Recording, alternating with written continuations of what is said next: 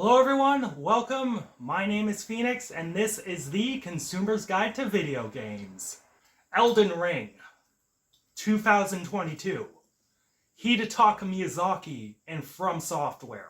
Elden Ring is an open world RPG game where the player takes control of a character not only by their designation or status as tarnished.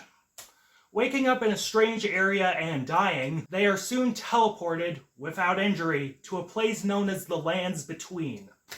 There, the tarnished who gets no bitches and stacks no paper must fight through the legions of soldiers and monsters to collect the pieces of the mythical Elden Ring and become the fabled Elden Lord. This is another legendary experience from the boys at FromSoft. This is an incredibly challenging and enveloping RPG game. From a purely technical standpoint, the amount of detail that goes into these games is just astounding. The design and look of the Lands Between are stellar. The Lands Between is so varied and vast and offers so much to do. From your typical forests and swamps and cities to underground space worlds to a volcano castle, a crumbling coliseum, there are tons of areas to discover in the game, each with their own stories and challenges. All of them are beautifully designed and are vibrant, telling a story as you travel through them and observe what is all around you. All the medieval architecture and high fantasy style of it makes it feel epic and grand. The enemies and inhabitants of the Lands Between are all interesting, with their own style and their own story to tell. Various armies roam the lands and defend the different areas. Dragons of all stripes and powers are large and imposing. The core bosses have a wide range of designs and gimmicks. We have a 9-foot-tall witch in a golden orb, a big red doge with a sword, a werewolf with an even bigger sword, a giant with a fucking toboggan, and a 9-foot-tall Viking with a big fuck you axe and a giant lion attached to him. Not to mention, there are tons of optional bosses as well. A red-headed girl knight with a long-ass sword.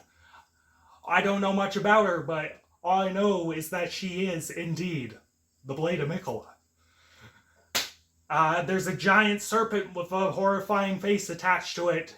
Goddamn, Miyazaki and his team just come up with all sorts of fucked up and imaginative fantasy creatures that are all uniquely and entertainingly designed. But it isn't a FromSoft game until we talk about that goddamn score.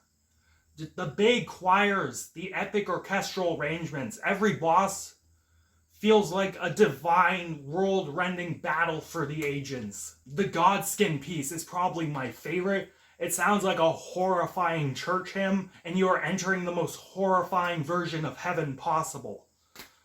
The final boss music, which is the menu music, is an incredibly pulse-pounding piece. These pounding drums, low vocals, and horns that make it feel like a fight for the ages is about to take place. Then when the second phase starts, the music becomes quieter, more soothing. As you fight this monster made of stars and energy, all you hear are light chimes and strings. It's as if you've entered a divine plane of consciousness and are facing the end of the universe in a state of peace. All of these pieces are so memorable and interesting. It's just, perfection. The gameplay is as detailed as the art design. As this is an RPG, you must select a class, create a character from scratch. The character creation suite is excellent, and every facet of your person can be altered into whatever you want. There are multiple classes to choose from, each with their own playstyles, advantages, and setbacks. The game offers you multiple ways of approaching bosses, and throughout the game will give you all the tools needed to defeat them, supposing you can find some of them. I played as a warrior, and my character double-fisted some big-ass weapons, all while using summons and stuff. A little cheap, but if they're gonna give you NPC buddies to beat these bosses, you might as well use them. The difficulty, a major element of the Soulsborne franchise, is something that is a little iffy in this game.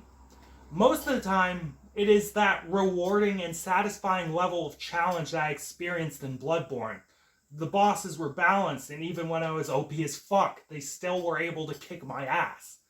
It was rewarding to grind out a boss, learn his mechanics, and finally beat him.